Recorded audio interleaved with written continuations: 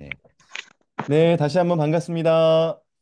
네, 반갑습니다. 반갑습니다. 네. 또 우리 이렇게 함께 오늘 모여서 화요 성경 공부를 하게 돼서 진심으로 기쁘고 또 우리 성도님들 반갑게 생각을 합니다. 우리 한번 옆에 분들하고 다시 한번 인사하겠습니다. 반갑습니다. 네, 네, 반갑습니다. 안녕하세요. 네, 그 군대에 가면 이제 전우회라 그러죠. 제가 군대에 있을 때는 2년이었고 또 우리 장로님들, 집사님들은 더 오래 군대 계셨을 텐데 짧은 시간이지만 또 함께 동고동락하면서 이제 말로 표현하지 못하는 그런 전우회가 이제 생겨요. 그래서 같이 있으면은 힘도 나고 또 위로도 얻고 여러 가지 도움을 얻는데. 우리 화요 성경 공부가 지금 벌써 오늘로 12주 차를 이 올해 맡고 있는데요. 이 작년도 재작년도 또 이렇게 같이 함께 하고 있는데 우리에게 일종의 전우회가 생기지 않은가 생각이 됩니다. 우리 믿음의 전우회. 이 세상을 살아갈 때 하나님을 향한 그 믿음, 또 동일한 믿음을 가지고 또 동일한 삼위일체 하나님을 우리가 믿음으로 함께 그 믿음 안에서 하나 되고 또 세상 가운데에서 하나의 교회로 이렇게 서게 되는 그런 전우회가 우리한테 있지 않은가 그렇게 생각을 해봅니다. 그래서 저는 이제 우리 성도님들 이렇게 들어오셔서 얼굴 보여주시고 또 말씀 나눠주시고 하면서 그 보면서 마음에 이제 위로와 힘을 얻습니다. 우리 성도님들도 그러시죠? 네, 그러면, 네. of 아, course입니다. 네, 너무너무 좋습니다. 네, 이제 오늘 내용을 한번 시작해 보려고 하는데요. 우리 함께 잘 오늘 내용도 우리가 생각해 보면서 하나님의 뜻을 이렇게 알아가기를 원합니다. 네, 오늘 우리 하이델베르그 요리문답을 이렇게 요약하고 또 압축해 놓은 이 코르트 버흐립을 계속 배우고 있습니다. 오늘은 12번째 시간으로 32문에서 34문까지를 함께 배워보도록 하겠습니다. 어느새 저희가 이제 12주 차에 왔습니다. 우리 오늘까지 배운 내용들 또 우리가 천천히 생각해 볼 때, 우리 첫 시간에 배웠던 우리의 죄의 비참함 어떻게 해결될 수 있는가? 이것을 먼저 아는 것이 중요하고 또 그것이 어떻게 해결되는가가 이제 중요한데 그 내용들을 하나하나 우리가 좀 배워가고 있습니다. 이제 이번 주 다음 주 하면은 1학기가 종강이 됩니다. 전반기가. 우리 끝까지 힘을 내서 함께 이 공부를 오늘도 잘 해 나가기를 소망합니다. 먼저 우리 오늘 공부를 시작하면서요. 한 가지 어, 사진을 보여드리려고 합니다. 여러분, 이 돌 석판이 있습니다. 네, 비석인데요. 여러분 혹시 뭔지 모르시겠죠? 네, 십계명의 두 부분 중에 한 부분인가요? 아, 야, 아주 음, 음, 먼 옛날로 올라가셨습니다. 어, 그런데 안타깝게도 10개명은 아닙니다. 그거보다 조금 더 뒤로 이제 우리 쪽으로 좀 더 오셔야 됩니다. 아, 네, 이 요 버립, 음, 어떤 거냐면 바로 이런 겁니다. 가이사랴라고 하는 이스라엘의 아주 역사적으로 중요한 지역 항구가 하나 있는데요. 이 항구에서 1961년에 이 석비가 발견이 되었습니다. 처음에는 이게 뭐라고 쓴 건가, 이게 무슨 의미가 있는가를 이제 학자들이 연구하기 시작했는데요. 놀랍게도 이 석판에 빌라도라는 이름이 쓰여 있습니다. 어, 학자들이 이 석판 이제 좀 쪼개진 석판인데요. 이거를 이제 복원하면서 이런 글귀가 있었다고 이제 발견을 한 거예요. 뭐라고 하냐면 비문의 내용이 뭐냐면 가이사랴 스티베리에움, 이걸 이제 우리말로 이제 번역하면 유대 총독 폰티우스 필라티우스가 제공하여 헌정하였다라는 뜻입니다. 어, 폰티우스 필라티우스. 어, 어디 좀 많이 들어본 이름 아닌가요? 예. 폰, 네, 본디오 빌라도. 맞습니다. 본디오 빌라도의 이름이 여기 석비에 등장하고 있어요.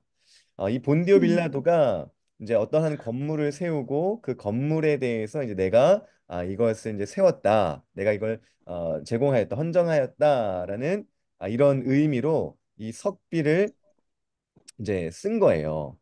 어, 왜 이게 중요한 석비가 되냐면요. 사실 우리가 성경 속에서 너무 자주 접하고 특별히 이제 예수 그리스도의 이 죽음과 관련해서 어, 내용을 같이 맞닿고 있는 이 본디오 빌라도라는 사람이 역사적으로 실존한 인물이었는가? 이것에 대한 굉장한 논쟁이 있었습니다. 왜냐하면 이 본디오 빌라도라는 사람이 실존했다라는 그런 역사적인 증거가 나타나지가 않는 거예요.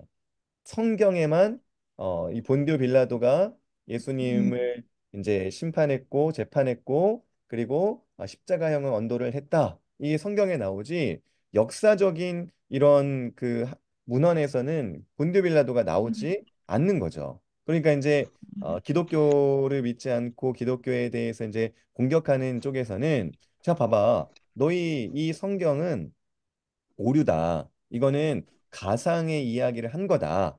본디오 빌라도라는 역사적인 로마의 총독이 어디에 존재하는데 이렇게 이제 했던 거죠.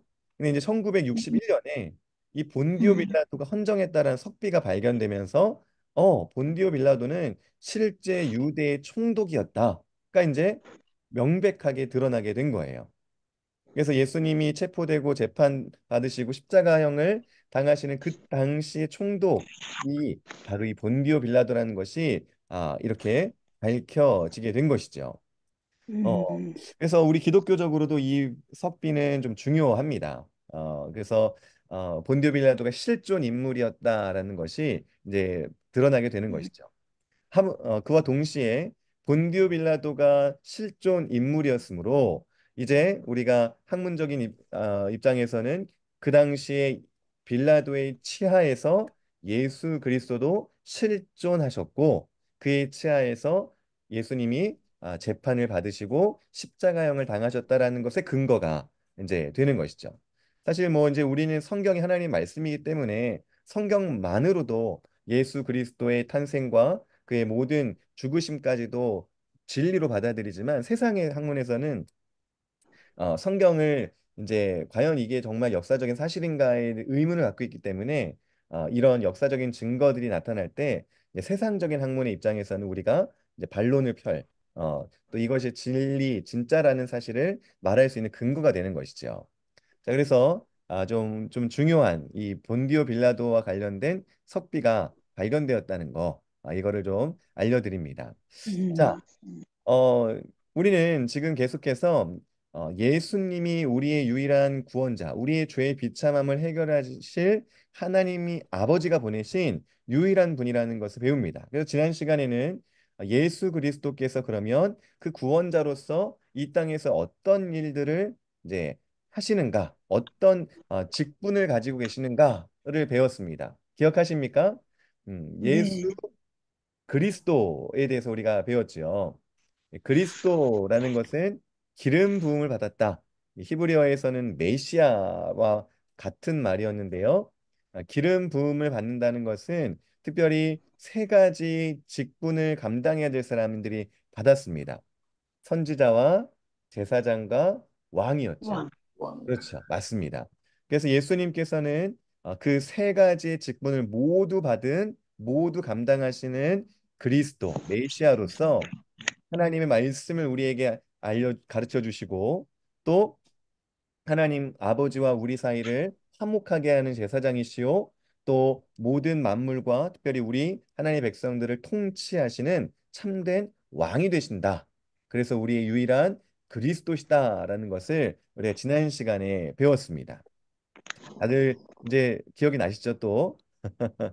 자, 그래서 우리가 지금 배우고 있는 내용들이 이렇습니다. 우리 지난 시간까지 이제 예수 그리스도까지 이제 배웠다면, 이제 예수님께서 정말 실제로 이 땅에서 어떤 일들을 하셨는가, 어떻게 구원의 역사들을 이루셨는가를 또 오늘부터 이제 배워가게 됩니다. 아유, 참말로. 그냥. 네. 특별히 예수님이 어떤 일을 하셨는가에 대해서 우리가 생각할 때 두 가지로 크게 이제 예수님이 하신 일을 이렇게 나눕니다. 구원자로서 하신 일을 나누는데요. 첫 번째가 낮아지심입니다. 낮아지심. 어, 예수님께서 하나님이시지만 낮아지신 자기를 비우셨다라는 그런 의미에서 비하하신 일들이 있고요. 또 그런 예수님을 이제 하나님 아버지께서 높이시면서 이제 우리의 구원자로서 이제 모든 권한과 모든 권위를 가지시는 그 높은 위치로 높아지시는 그 승귀라고 하는 이 두 가지로 예수님의 일을 나누지요. 특별히 오늘은 예수님의 낮아지심에 대해서 우리가 집중적으로 함께 배우려고 합니다. 자, 예수님의 낮아지심.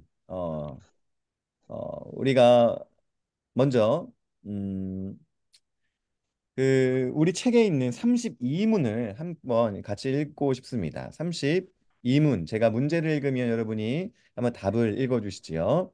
자, 예수 그리스도께서 우리를 구원하기 위해 무엇을 행하셨습니까?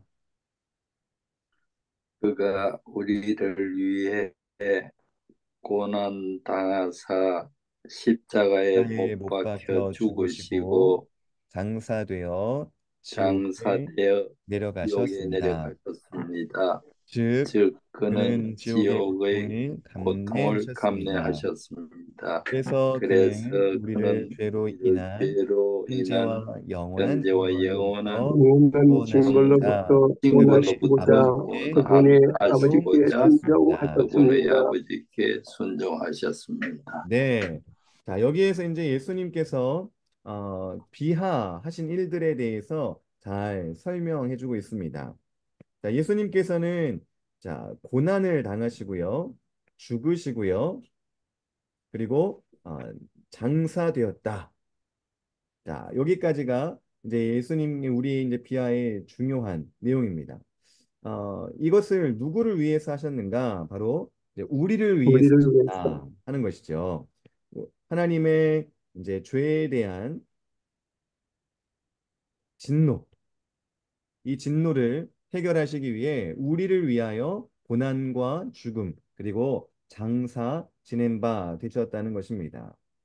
자, 예수님의 이 비하로 인하여서 우리는 현재와 영원한 징벌로부터 구원을 받다라는 것이죠. 그리고 이것은 하나님 아버지의 뜻에 순종하는 그리스도의 순종의 모습이 이제 나타난다는 것을 우리는 보게 됩니다.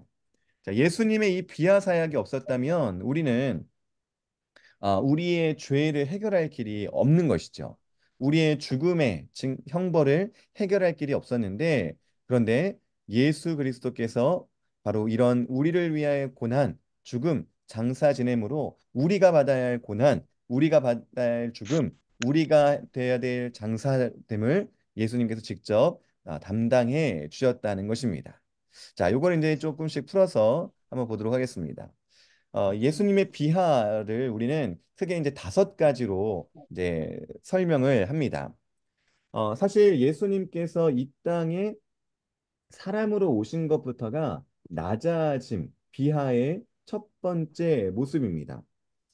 뭐 사람으로 태어난 게 뭐가 그렇게 어려운 일이고 뭐가 그렇게 비하의 일이냐라고 이제 말할 수 있습니다. 그런데 믿는 자는 그렇게 전혀 말할 수가 없지요. 왜냐하면 예수님은 원래 하나님이십니다. 그가 우리와 같은 사람이 아니라 이미 영원 전부터 계신 영원까지 계시는 하나님이신데 그 하나님으로서 굳이 하시지 않아도 될 사람으로 이 땅에 오시는 이 자기 비하를 하신 것이지요. 하나님을 우리에게 나타내시기 위해서 성육신 하셨습니다. 하나님은 영이시기에 아무도 하나님을 볼 수 없지만 예수님은 직접 우리와 같은 사람으로 오셔서 하나님을 우리로 보게 하고 경험케 하고 그가 우리를 얼마나 사랑하시는지를 우리로 깨닫게 해주십니다. 죄인을 불러서 구원하게 하시고 또 우리를 대신하는 희생 제물이 되시려고 성육신하셨지요. 마귀를 멸하시기 위해 오셨고 그리고 하나님의 모든 언약을 성취하기 위해 오셨고 또 그 높임 받기 구원의 주인으로서 높임 받으시기 위하여 우리를 위하여 오셨습니다. 사실 저는 이런 표현이 뭐 꼭 맞지는 않겠지만 이제 아이들에게 설명할 때 이렇게 곧잘 설명하고 했어요. 예를 들어서 저희가 이제 이게 고등한 이제 어, 지식이 있는 이성이 있는 사람인데 어느 날 길을 가다가 개미들이 보인 거예요. 땅에 개미들이 막 뻘뻘뻘뻘 기어가는 개미들이 보이는데 갑자기 측은지심이 들어서 야, 내가 저 개미들 너무 불쌍하다. 내가 저 개미들을 구원하기 위해서 개미가 이제 되어야겠다. 여러분 그런 마음이 혹시 한 번이라도 드셔본 적이 있으십니까? 네. 잘 그런 생각 안 하잖아요. 뭐 개미는 개미지. 얘네가 뭐 우리가 지나가다가 뭐 생각지도 못하고 밟아 죽일 수도 있고 또 어, 갑자기 물이 휩쓸고 가가지고 개미들을 쑥 다 휩쓸고 갈 수도 있고, 또 우리가 짓궂은 마음으로 개미 굴을 입구를 막은다면 걔네들이 막 입구를 못 찾아가지고 막 돌아다니고 막 그런 게 이제 개미잖아요. 그런데 저 개미가 불쌍해서 내가 개미가 되어야 되겠다라고 우리는 그렇게 개미조차도 생각하지 않습니다. 그런데 이 온 세상 만물을 창조하신 그 창조자께서 그리고 그 창조자를 대항해서 반역하고 패역하게 어, 반기를 들었던 그 죄인들을 위해서 우리와 같은 사람이 되어 주셨다는 것. 그리고 우리와 같은 유한하고 또 우리가 한계와 제한이 많은 이런 인간으로 오셨다는 것 그 자체가 사실 얼마나 큰 비하의 모습인가를 생각하게 되는 것이지요. 우리는 이 성육신 자체가 이미 그리스도의 얼마만큼 큰 낮아짐의 증거인가를 생각해 볼 필요가 있습니다. 자, 이렇게 성육신하신 예수님께서 그럼 또 어떤 비하를 하셨습니까? 여기 보면 율법에 대한 복종을 하셨다는 것이죠. 사실 예수님은 누구십니까? 예수님은 하나님으로서 그 온전하고 선한 율법을 제정하신 분이십니다. 율법에 어, 세우신 율법을 만드신 분이셔요. 그런데 그분이 그 스스로 자기를 율법 아래 제한하셨다는 것이죠. 어, 그 모든 율법을 자기 기쁜 뜻에 따라서 그리고 자발적으로 우리를 그 모든 율법의 이제 죄에 대한 율법의 우리의 죄를 드러내고 또 율법이 우리의 죄를 밝히는데 그것을 이제 그 죄로부터 율법의 얽매임으로부터 우리를 이제 죄에 대한 얽매임을 해결하시기 위해서 스스로 대리적으로 그 율법에 자신을 복종시키셨다는 것이죠. 그래서 그 이 세상에서 예수님께서 율법을 완성하셨습니다. 자기 자신을 율법에 스스로 묶으신 것이죠. 이것이 그리스도의 비하입니다. 또 우리는 예수님의 고난을 그의 비하, 낮아지심으로 생각해야 됩니다. 태어나서부터 죽으실 때까지 육체적으로 심한 고통들을, 고난들을 당하셨고, 또 영적으로도 심한 고난, 고통을 당하셨다는 것이죠. 우리와 같이 배고픔, 또 우리와 같이 통증을, 또 우리와 같이 슬픔을, 우리와 같이 우리가 당하는 모든 그런 고난을 그의 몸에 짊어지고 스스로 담당하셨습니다. 영적으로도 역시 예수님께서는 하나님 아버지의 그 우리 인간에 대한 죄의 형벌을 당하심으로 그 하나님 아버지와 분리되지 않아도 단절되지 않아도 되시는 그분이 그 아버지와 단절되는 그런 심각한 고통을 이제 당하게 되셨습니다. 예수님의 모든 전생애가 우리는 고난이라고 이제 생각하는 것이죠. 자, 그리고 그 고난의 절정은 바로 이 사망에 있습니다. 죽음을 보지 않으셔도 되는 하나님 아버지께서 영원 불멸하시는 하나님께서 우리를 위하여 자기를 낮추셔서 죽음이라는 것을 경험하시지요. 단순히 자연적인 죽음이 아니라 십자가라고 하는 이 수치와 저주의 표상인 그 나무에 달린 자로서 불명예스러운 죽음을 이제 스스로 당하셨습니다. 정말 가장 낮아지시고 낮아지셔서 우리를 위하여 수치와 저주의 죽음을 당한 이 십자가가 바로 예수님의 낮아지심의 또 분명한 모습인 것이지요. 그리고 마지막으로 예수님의 장사됨, 그의 몸이 이제 무덤에 묻히시는 이 낮아지심을 감당하시고 경험하셨지요. 이 무덤의 장사됨은 이제 비하의 마지막 다섯 번째 단계이지만 또 우리는 이제 그 뒷이야기를 알고 있죠. 이제 예수님의 높아지심, 예수님의 승귀를 위한 이제 전주와 같은 전주곡과 같은 그런 이제 장사됨이라고 우리는 보게 됩니다. 예수님께서는 죽음을 당하셨지만 그러나 전혀 어, 사망의 종이 되지 않고 이제 그 죽음으로부터 부활을 이제 기다리시며 하나님의 그 구원의 완성을 이제 또 예비하고 계셨던 것이지요. 예수님께서는 이렇게 낮아지셨습니다. 누구를 위해서? 바로 우리를 위해서 고난당하시고 못 박혀 죽으시고 장사되시는 이런 모든 비하를 스스로 경험하셨고 그것은 하나님 아버지에 대한 순종이었다는 것이지요. 예수님의 비하를 생각할 때 우리는 하나님의 사랑을 확인할 수 있습니다.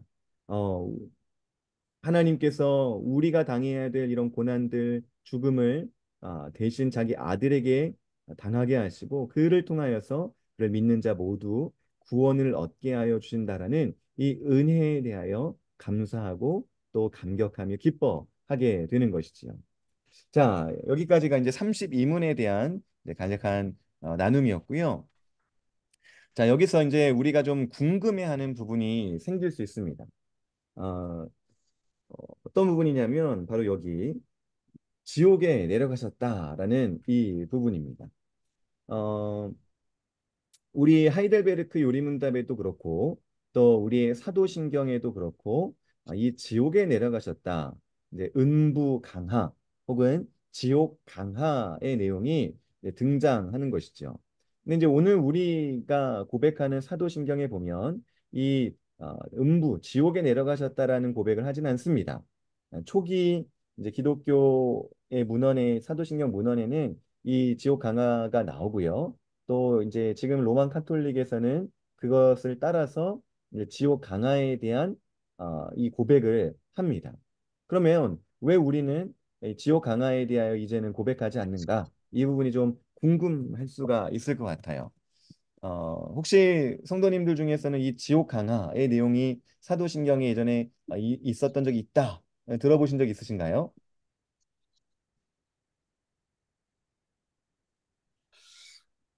예, 여하튼 종전에 그 김원중 집사님이 그 교회에서 일본어를 가르치실 때 그때 그 일본어의 일문의 사도신경에 해당하는 것을 가르쳐 주시면서 유인물을 하나 주시는데 네, 그게 이제 사도신경에서 그때 이제 보니까 영문에도 있고 음, 일문도 있고 또 네, 찾아보니까 저 중국 문에도 있고 근데 네, 그 당시에는 이제 교회에서 이 연말에 성경 외우기 뭐 이런 게 또 행사가 있을 때 외웠던 기억이 있어가지고 그래 이제 그게 그 부분이 궁금하다. 다른 부분들은 살아 있는데 우리 한글판에서만 보이지 않길래 그런 게 조금 궁금했었죠. 네, 좋습니다.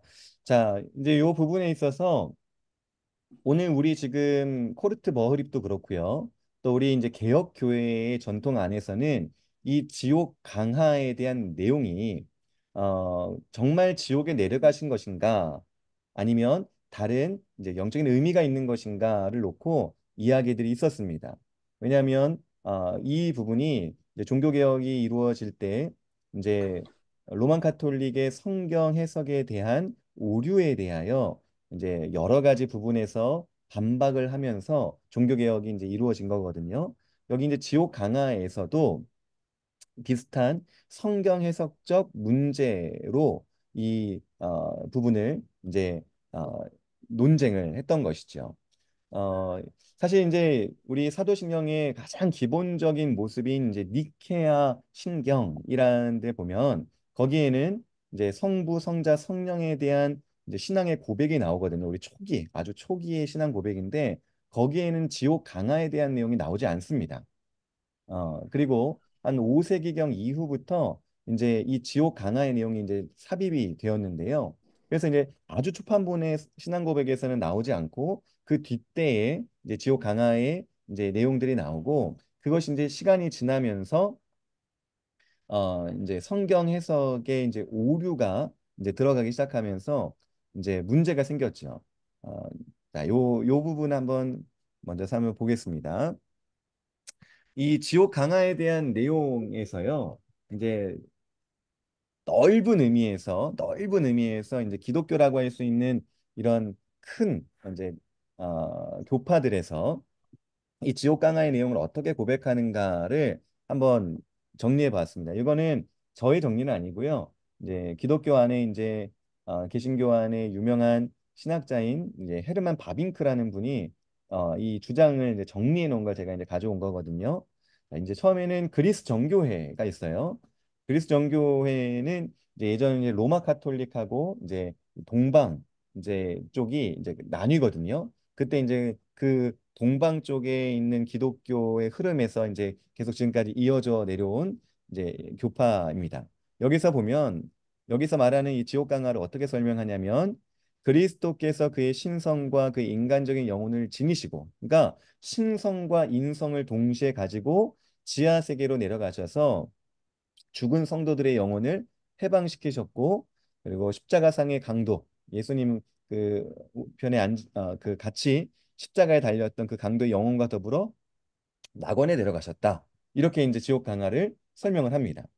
또 이제 천주교, 이제 로마 카톨릭이죠. 로마 카톨릭은 그리스도께서 실제로 여기 이제 실제로가 중요한데요. 실제로 그의 영혼으로 지하 세계에 내려가셨고 그의 몸이 무덤에 안치되어 있는 동안 이제 3일 동안 이제 머물러 계셨잖아요, 무덤에. 머물러 계시면서 그 부활이 이루어지기까지 남아있던 성도들의 영혼을 죽음의 상태에서 해방시키셔서 이제 부활하시면서 하늘로 데려가시고 복된 상태에 들어가게 하셨다. 그러니까 로만 카톨릭도 역시 실제로 지옥에 내려가셔서 음부에 가셔서 거기에 있는 성도들 데리고 오셨다는 건데요. 근데 여기에 이제 뭐 지옥에 있는 성도들이라기보다 여기서 말하는 이제 지하 세계에 있는 성도들이라고 하는 것은 이제 연옥에 있는 성도들을 말해요. 그래서 연옥에 있는 성도들은 어떤 사람들이냐면 뭐 예수님을 사는 동안 들어보지 않은 사람들, 예. 그리고 특별히 정말 큰 죄는 짓지 않았지만 이 복음을 듣지 못해서 이제 중간 상태에 있는 사람들, 이런 사람들을 말하는데 그들을 이제 데리고 예수님께서 가서 내가 이제 구원자요, 내가 이제 하나님이 보내신 자다 하면서 그들을 이제 데리고 가셨다는 거예요. 근데 그렇게 이제 로만 카톨릭은 설명을 하죠. 그리고 이제 우리 개신교 안에 종교개혁 진영 안에 있는 루터파에서는 또 이렇게 설명을 합니다. 그리스도의 실질적인 살아나심과 그의 부활, 즉 무덤 이후 육체적으로 나타나신 것을 서로 이제 구분하면서 그 짧은 간격 사이에 여기서도 이제 루터파는 영혼과 몸으로 지옥에 내려가셨다. 거기서 마귀들과 정죄받은 자의 그 승리를 선포하셨다 말이에요. 루터파는 다른 점이 뭐냐면 실제로 예수님이 지옥에 내려가신 건 맞아요. 근데 거기에서 뭐 연옥에 있는 성도들이라든지 뭐 거기에 있는 성도들을 데리고 천국으로 올려보냈다. 이거는 아니라는 거예요. 그러니까 연옥설을 이제 부인하는 거죠. 루터파는 종교개혁 진영에 있으니까. 그 대신 예수님께서 이제 죽음, 이 우리 모든 죄인들을 위한 죽음으로 이제 구원을 이루시고 죄의 이제 멍에가 이제 믿는 자에게는 모두 이제 떨쳐버려졌다, 자유하게 되었다. 그것을 이제 승리를 선포하기 위하여 지옥 강화를 하셨다는 거예요. 예. 그 차이를 좀 생각해 주시면 좋겠어요. 또 그럼 이제 우리 개혁파는 어떻게 생각하는가? 그리스도께서 그의 죽으심 이전에 겟셋마네와 골고다에서 당하신 지옥의 고통, 고뇌, 이것을 이 지옥에 내려가신 것으로 해석하는 거죠. 그리고 아니면 그리스도께서 그의 몸으로 무덤 속에 누워 계신 동안 그의 죽음의 상태가 지옥에 강하 내려가셨다는 것을 이제 상징하는, 그래서 공간적으로 실제 예수님께서 그 지하 세계에 내려가셨다는 것을 말하는 게 아니라 영적인 의미에서 고난과 고통을 당하신 것, 아니면 죽음을 당하셔서 그 무덤에 묻히신 그것을 이제 이 지옥에 내려가셨다라고 해석을 합니다.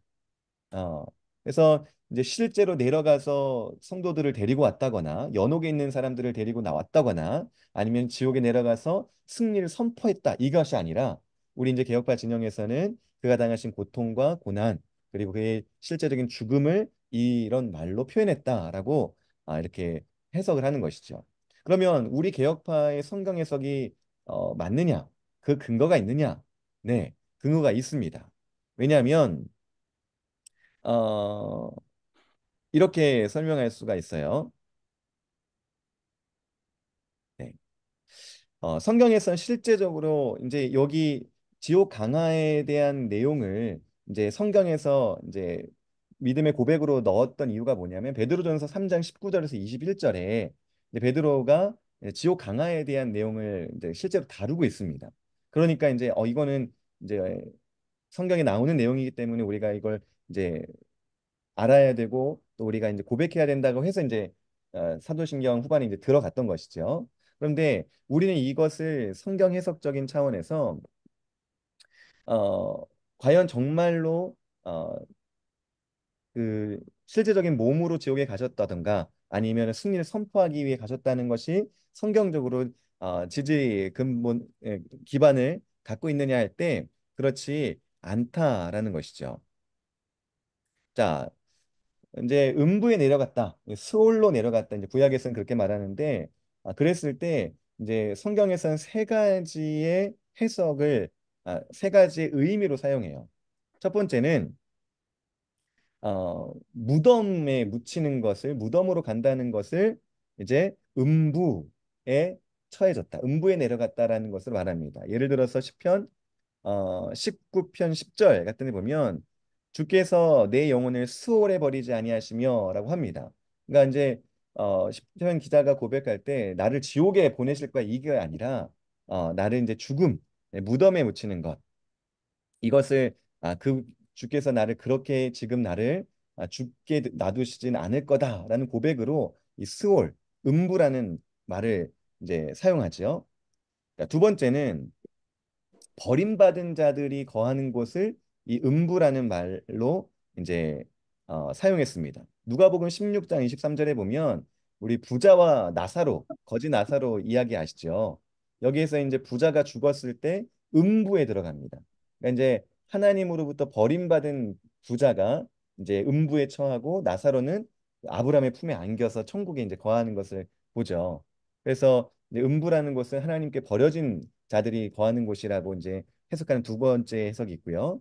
또 세 번째는 이제 우리가 취하는 해석인데요. 우리가 예수님의 그 음부 강화, 베드로가 말했던 음부 강화가 이런 의미다라고 이제 보는 건데, 지극히 심한 괴로움 그리고 고뇌를 이게 의미할 때 음부에 내려갔다라는 이런 말을 씁니다. 자, 뭐냐면 시편 116편 3절에 보면 사망의 줄이 나를 두르고 스올의 고통이 내게 이르렀다라고 말합니다. 그러니까 시편 기자가 내가 지금 지옥에 있다는 말을 하는 게 아니죠. 수월의 고통이 내게 이르렀다라고 말하는 것은 그 정말 어마어마한 정말 사람이 감당하기 힘든 고통이 지금 나에게 찾아왔다라는 의미인 거예요. 자, 이렇게 무덤, 버림받은 자들이 처하는 곳, 그리고 심한 고통, 고뇌, 이렇게 이제 세 가지 용례가 성경에 이제 나오는데 우리는 세 번째를 이제 취한다는 것이죠. 베드로가 예수님의 음부를 강하를 말했을 때 그것은 실제적 공간적으로 그곳에 가신 것이 아니라 예수님이 당하신 그 정말 우리를 위해 당하신 그 처참한 고통, 고난, 그리고 무덤에 묻히신 그 것을 이제 상징하는 것으로 의미하는 것으로 그렇게 우리는 받는다는 것입니다. 자, 그러면 왜 그래도 사도신경이 그래도 오랫동안 있었고 그리고 다른 이제 판본에도 있는 이 지옥 강화를 왜 우리 이제 한글 성경 사도신경에서는 고백하지 않을까? 아, 이 의미에서는 이제 여러 가지 이제 설들이 있는데요. 가장 대표적인 것은 뭐냐면 우리가 지옥 강화를 지금 방금 이런 의미로 사용한다면 예수님의 장사 지냄을 우리는 고백을 하잖아요. 그 장사 지냄에 이 의미가 담겨 있다라고 보는 거예요. 그래서 특별히 음부에 내려가시고 장사 지냄 받으시고 음부에 내려가시고 이렇게 두 번 우리가 특별히 반복하지 않고 그 장사 지냄 바에 이 의미가 들어있다라고 생각하고 그것만 이제 고백을 하는 것이지요. 그래서 우리말 성경의 우리말 사도신경에서는 음부에 내려가셨다라는 말을 이제 어, 넣지 않고 있다는 것입니다. 자, 결국 이제 지옥에 내려가셨다는 것은요. 예수님께서 그 슬픔과 고통을 당하심으로 우리가 당하고 우리가 받아야 할 슬픔과 고통을 대신 주셔서 더 이상 우리가 그 슬픔과 고통을 받지 않게 하셨다는 의미로 받아들이시면 좋겠고요. 또 그가 무덤에 묻히심으로 죽으시고 무덤에 묻히심으로 우리가 하나님 앞에서 영원한 죽음 또 영원한 형벌을 예수님께서 대신 치르심으로 이제 우리가 그것에서 자유하게 되었다는 뜻으로 그 정도 의미로 받아들이시면 되겠습니다. 네. 그래서 여기 이제 지옥에 내려가셨다라는 말이 나와서 이제 우리말 성경, 우리말 사도신경에는 이제 나오지 않는데 이걸 어떻게 봐야 하는가를 한번 좀 나누고 싶어서 말씀을 드렸습니다. 자, 네. 조금 더 여기에서 어, 궁금하신 부분 있으면 저에게 또 다시 한번 말씀해 주시고요. 그 부분에 있어서는 제가 또 더 자세한 설명을 드리도록 하겠습니다. 여기 시간이 짧으니까 요 정도로 여기서는 마치도록 하겠습니다. 자, 그러면 이제 고맙습니다. 네, 33문으로 가겠습니다. 자, 그러면 예수님께서 이런 고난, 비하를 당하셨는데, 자, 이런 고난을 어떤 본성으로 당했는가? 예, 먼저 문제를 읽고 답을 한번 읽죠. 자, 그는 어느 본성으로 고난을 당하셨습니까? 오직 그의 오직 인성, 그의 인성, 즉 그의 그의 영혼과 영혼과 몸으로 몸으로 고난을 고난을 당하셨습니다. 당하셨습니다. 자, 우리가 이 그 문답을 하는 이유는요, 예수님께서 우리가 지난 시간에 배웠던 예수님의 신성이 있으시고 예수님의 인성이 있으시잖아요. 그럼 이 신성과 인성 중에 어떠한 본성으로 고난을 당하셨는가를 지금 묻고 있는 거예요. 자, 예수님은 고난을 당하실 때 인성으로 고난을 당하셨습니다. 그의 인간됨으로 고난을 당하셨다는 것이죠. 그래서 태어나시고 또 사시는 동안 고난과 고통을 당하시고 죽음의 고통을 당하신 것은 신성이 당하신 것이 아니라 인간으로서 모든 고통을 당하셨다는 것을 우리는 고백하는 것입니다. 음. 그러면 예수님이 인성으로 그렇게 고난 당하셨으면 신성은 뭐 했는데 그게 이제 34문의 문답입니다. 자, 그럼 제가 또 문을 읽겠습니다. 그렇다면 그의 신성은 여기서 무엇을 하셨습니까? 그리스도의 그리스도의 신성은 신성은 그 그 능력으로 능력으로 그 인성을 능력으로 강하게 하사 인성을 강하게 죄를 하사 향한 죄를 향한 하나님의 하나님의 진노의 진노의 죄를 짐을 짐을 하나님의 감당케 진노의 하시고 감당케 짐을 하시고 우리를 그리고 그것으로부터 그것으로부터 우리를 그것으로부터 구원하셨습니다. 구원하셨습니다. 구원하셨습니다. 자, 이 고백들이 중요한 이유는요. 예수님의 이 그 구원의 고난, 구원을 위한 고난, 또 구원을 위한 십자가의 죽음을 이제 잘못 이해하고 오해하여서 그 유익을 반감시키고 또 아주 폄훼하는 일들이 있기 때문이에요. 왜냐하면 우리가 예수님의 인성과 신성을 고백할 때 그때부터 이제 흘러나오는 줄기인데요. 예수님의 인성을 부인하지 않고 신성만 이제 말하는 사람들이 있어요. 그렇게 본다면 예수님이 인성이 없고 신성만 있는 분으로 본다면 마치 이런 거죠. 그러니까 그리스 로마 신화 같은 데 보면 신이 인간에게 이제 나타나잖아요. 근데 진짜 인간이 아니라 그냥 보이기에 이제 어, 인간으로 그 사람들 앞에 나온 거예요. 마치 그것처럼 예수님도 실제로 인간으로 오신 것이 아니라 그냥 신성만 있으신데 우리가 보기에 그런 모습으로 오셨다라는 거예요. 너무 신성을 강조하고 어떻게 하나님이 우리와 같은 주인이 될 수 있는가? 어떻게 그 육체라고 하는 이 정말 어, 악한 것을 신이 입을 수 있는가? 이건 이제 어, 말하면서 예수님의 인간됨을 부정하는 거죠. 만약 그렇게 되는 경우에는 사실 예수님의 십자가가 의미가 없는 거예요. 그분이 인간이 아니시기 때문에 인간이 당해야 될 고통과 죽음과 하나님의 진노를 담당할 수 있는 그런 자격이 없는 것이죠. 한마디로 하자면. 또 혹자들은 예수님은 단지 인간이었다. 하나님이 그냥 그를 이제 구원자 그 이제 신으로서 높여주었다라고 이렇게 얘기하는 사람도 있는데 그건 역시 잘못된 것이죠. 예수님은 실제로 사람으로 오셔서 그 모든 고난, 우리 모든 사람들의 죄의 짐을 짊어지고 십자가에 달려 죽으신 분인 동시에 그리고 그 동시에 예수님의 신성으로서는 이제 그가 당한 그 모든 고난을 이제 우리 모두에게 적용시킬 수 있는 그 능력을 발휘하시는 것이지요. 그래서 단지 예수님이 한 사람이었다면 한 사람의 죽음 혹은 의인이셨기 때문에 다른 한 사람의 죽음을 대신한 것밖에 되지 않겠지만 예수님은 참 신이셨기 때문에 어, 우리 모두에게 그 의인의 죽음을 적용시킬 수 있고 그것을 우리가 누리게 하실 수 있는 것이지요. 네. 그래서 예수님은 신성과 인성 동시에 계신 분이시고 인성으로서는 고난을 받으시고 또 신성으로서는 그 고난의 유익을 우리 모두에게 펼쳐 주신 것입니다. 그래서 우리는 이런 예수님을 믿음으로 이제 죄에서 자유하게 되고 그 하나님의 진노로부터 이제 우리가 해방되게 된 것이죠. 이것이 참 은혜입니다. 자, 예수님이 고난을 당했다라고 했을 때 예수님의 고난이 정말 큰 것인가? 이렇게 말하는 사람들도 있어요. 지금 내가 사는 삶이 더 고난인 것 같은데, 어, 요즘 이제 안 좋은 말이긴 한데 정말 그 의미를 모르고 쓰는 말이긴 한데 헬 뭐뭐 이렇게 말을 많이 하잖아요. 뭐 헬이라는 게 이제 지옥이라는 뜻인데 지옥 같은 세상이라는 거 이제 그렇게 말을 하는 것이죠. 실제 내 삶이 더 지옥 같고 더 힘든 것 같은데 왜 예수님의 고난이 가장 큰 것이라고 말하는가? 어, 이런 질문을 한다는 것이죠.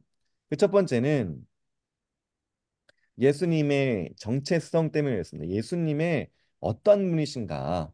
그것 때문에 예수님의 고난이 가장 큰 것이라고 우리는 말해야 합니다. 계속해서 얘기하지만 예수님은 죄를 알지도 못하는 알지도 않으셔도 되는 창조주 하나님이시죠. 그런데 그 하나님께서 이 죄인들의 세상에서 태어나셨고 자기를 낮추신 것이죠. 또 그간의 재앙과 유한한 모습 속에서 성장을 경험하시고 그 가운데서 고통과 배고픔과 슬픔을 당하시고 율법의 자기를 복종시키시고 심지어는 마지막에 그 아주 극심한 고통 가운데 죽으셔야 했다는 것. 이것이 예수님이 어떤 분이신지를 알면 정말 그 고난이 가장 크구나를 고백할 수 있을 겁니다. 두 번째는 예수님께서 고통을 당하신 이유가 뭐냐? 이것이 그의 고난이 가장 큰 것이라고 말하는 이유가 됩니다. 왜냐하면 예수님은 목적이 있는 고난을 당하셨지요. 그 목적은 죽기 위한 고난이었습니다. 그 죽음은 우리를 위한 죽음이었고요. 그 죽음은 우리가 받아야 할 진노, 우리가 받아야 할 그 어마어마한 심판, 그리고 끝내 우리가 깨지 못하는 그 저주를 대신 지고, 대신 받고, 대신 깨기 위하여 예수님께서 고통을 당하셨기 때문에 그리고 그것이 우리 모든 인류, 지금 태어나고 살았다가 죽은 모든 사람뿐만 아니라 앞으로 하나님의 때까지 태어나는 그 모든 죄인들을 위하여 당하는 대속적인 고난이었기 때문에, 대속적인 죽음이었기 때문에 예수님의 고난은 가장 큰 고난이다라고 말하게 되는 것입니다. 자, 그러므로 우리는 예수님의 그 고난, 예수님의 자기 비하, 이것을 생각할 때마다 감사하지 않을 수가 없는 것이죠. 자, 이제 오늘 공부의 내용을 좀 정리를 하려고 합니다. 자, 여러분, 네, 좀 분위기를 전환해서 혹시 낚시를 해보신 적이 있으십니까? 낚시. 낚시 혹시 좋아하십니까? 네. 안 어, 해봤습니다. 안 해보셨군요. 아, 이 낚시의 즐거움을 모르시는군요. 옛날 아버지께서 잡는 일은 하지 말라 그래가지고. 또 그런 의미가 그런 이유가 있었군요. 네, 저는 그 어렸을 때 지금도 이제 그런데 낚시를 참 좋아합니다. 이제 시간이 없어서 못 가긴 하는데요. 낚시를 좋아하는데요. 자, 낚시할 때 정말 중요한 것들이 있어요. 뭐냐면 어떨 때 물고기들이 배고플까 이걸 알아야 돼요. 어떤 시간대에 이제 그이 물고기들이 먹이 활동을 하는지를 이제 알아야지 그때 가야지 물고기를 잡지. 물고기들이 막 쉬고 막 어, 가만히 있을 때 가서 아무리 던져도 못 잡잖아요. 그래서 그 어떤 때 배고픈지를 알아야 됩니다. 또 어떤 때 어떤 미끼에 얘네들이 반응하는지를 알아야 돼요. 그러니까 제가 이제 저는 바다 낚시는 잘 안 해보고 민물 낚시를 하는데, 민물 낚시에 뭐 이제 잉어도 있고요, 붕어도 있고요, 또 이제 뭐 이제 베스도 있고요, 막 이런데 이 물고기마다 좋아하는 먹이가 있어요. 어떤 애들은 떡밥을 좋아하고, 어떤 애는 이제 구더기를 좋아하고, 죄송합니다. 어떤 애들은 지렁이를 좋아하고, 그러니까 좋아하는 미끼가 있어요. 그러니까 여기에는 잉어가 살고 있는데 잉어가 좋아하지 않는 미끼를 아무리 던져도 이제 못 잡는 거예요. 그러니까 미끼를 연구해야 됩니다. 그리고 또 심지어는 이 바늘을 어떤 깊이까지 넣어야 얘네들이 무는지를 알아요. 어떤 애들은 물 그 표면에 막 다녀서 딱 거기 얕게 해야 되고, 어떤 애들은 중간 깊이까지 던져야지 물고, 어떤 애들은 저 바닥에 놔야지 물고. 그러니까 이제 어떤 깊이로 던져야 되는지도 이제 계산한다는 거죠.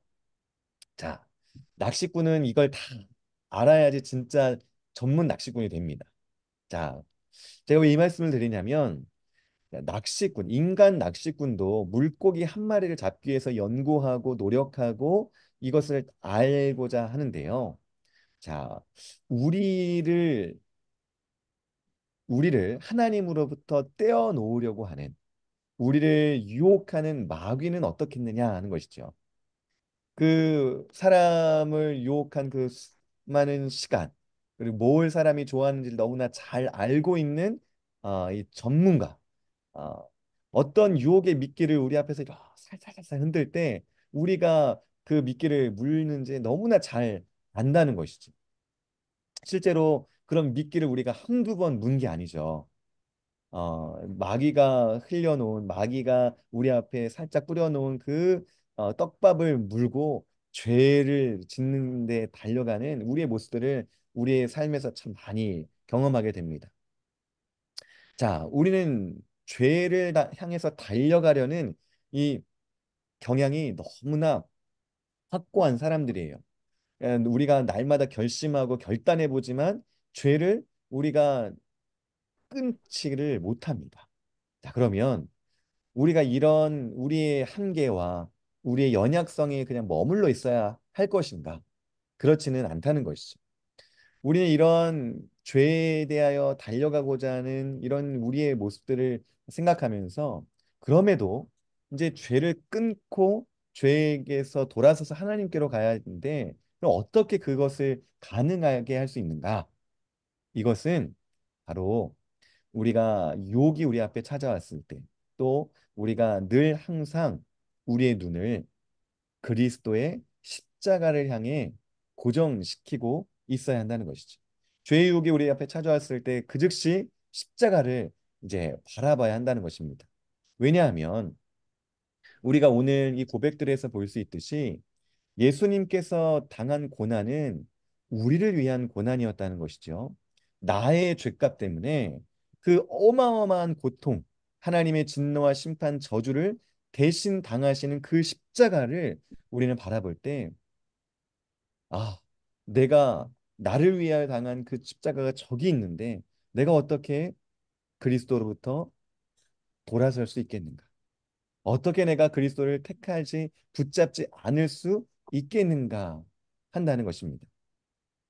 우리는 더욱더 예수님의 십자가가 우리의 가슴에 새겨지길, 또 우리 가슴 가운데 분명하게 보이고 또렷하게 보일 때까지 십자가를 계속해서 바라봐야 한다는 것입니다.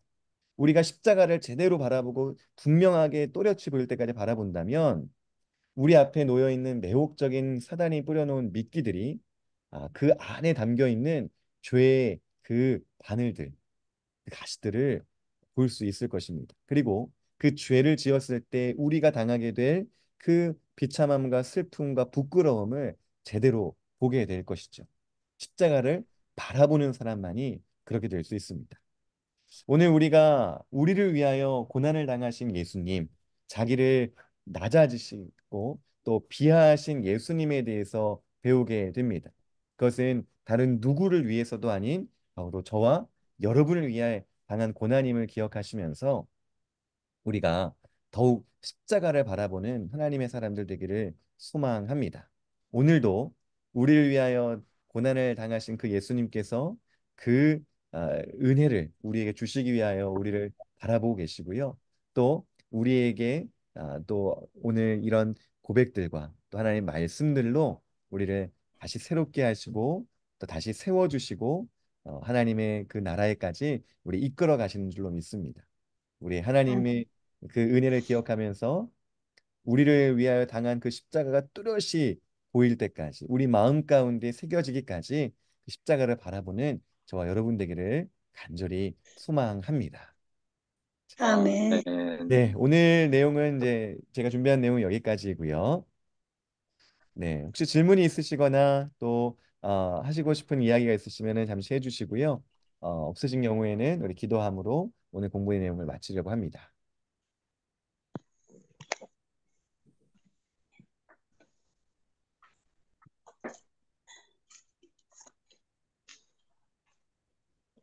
네. 없으시면 이제 다음 주면은 전반기 마지막 수업이라고 아까 초두에 말씀을 드렸지요. 우리 네. 또 열심히 하시고 공부를 계속하면 좋겠지만 또 여름 사역을 또 이제 교육자들은 준비해야 되는 부분들이 있고 또 여러 가지 이제 또 우리 학기 제를 우리 채택하고 있기 때문에 아쉽지만 또 즐거운 여름 방학을 우리 이제 다음 주 이후에 이제 지내시다가 또 만나면 좋을 것 같습니다. 네, 그러면 제가 기도하고 오늘 시간을 마치도록 하겠습니다. 우리 잠시 우리 다 같이 기도하도록 하지요. 오늘 배운 내용들을 잠시 생각해 보면서 예수님의 낮아지심, 하나님이신 그분이 우리와 같은 사람이 되시고 모든 고난 당하시고 십자가에 달려 죽고 장사 지낸 바 되기까지 우리를 위하여 그 모든 부끄러움과 고난을 당하시고 참으신 우리 예수님 앞을 또 기억하며 감사하는 기도의 시간 드리시고 제가 기도하고 마치도록 하겠습니다. 우리 함께 다 같이 기도하겠습니다. 살아계신 아버지 하나님, 하나님의 은혜와 사랑을 우리가 느끼며 경험합니다. 특별히 오늘 우리 공부의 내용 가운데 죄인들을 위하여 이 땅에 오시고 우리의 평생 모든 고난과 수욕을 담당하시며 십자가에 달려 죽으시고 무덤에 묻히시기까지 그 모든 고난을 당하신 낮아지신 예수 그리스도에 대한 고백입니다. 아버지에 대한 순종하심도 또 죄인들을 향한 사랑으로 그 모든 고난을 당하셨는데 주님 그것이 다른 사람이 아니라 바로 나를 위한 사랑이시고 경배와 찬양을 올려드리옵나이다. 이렇게 나를 위하여 고난을 당하셨는데 그의 유혹이 우리가 나의 마음과 나의 애통을 또 넘겨주지 않도록 마음을 지키게 해주시고 또 그런 유혹이 찾아올 때 얼른 그리스도의 십자가를 바라보는 그 유혹들을 하나님 끊어버릴 수 있는 주의 백성 되게 하여 주옵소서. 결단하여도 연약한 이 죄인들을 주께서 하시니 선하셔서 붙잡아 주시고 지켜주시고 인도하여 주시고 깨닫게 하여 주시옵소서. 예언과 내 모든 성도님들 내용을 기억하시며 그리스도 안에 감사 안에 주의 백성 되게 하여 주옵소서. 내가 알게 하시고 그것을 품고 살 수 있도록 그리고 그 위에 감사의 삶을 우리가 계속해서 살아갈 수 있도록 인도해 주시옵소서. 기도를 모으겠습니다. 사랑과 은혜의 주님, 오늘 우리에게 하나님의 귀한 말씀으로 우리 귀한 신앙의 고백을 하게 하시니 감사드립니다.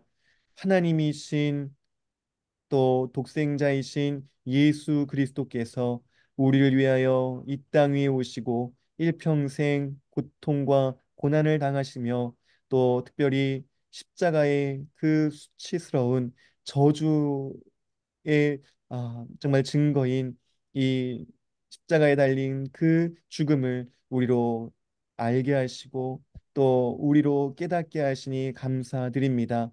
이 고난이 바로 죄인된 우리를 위하여 당한 고난임을 기억하며 감사하는 주의 백성 되게 하여 주옵소서.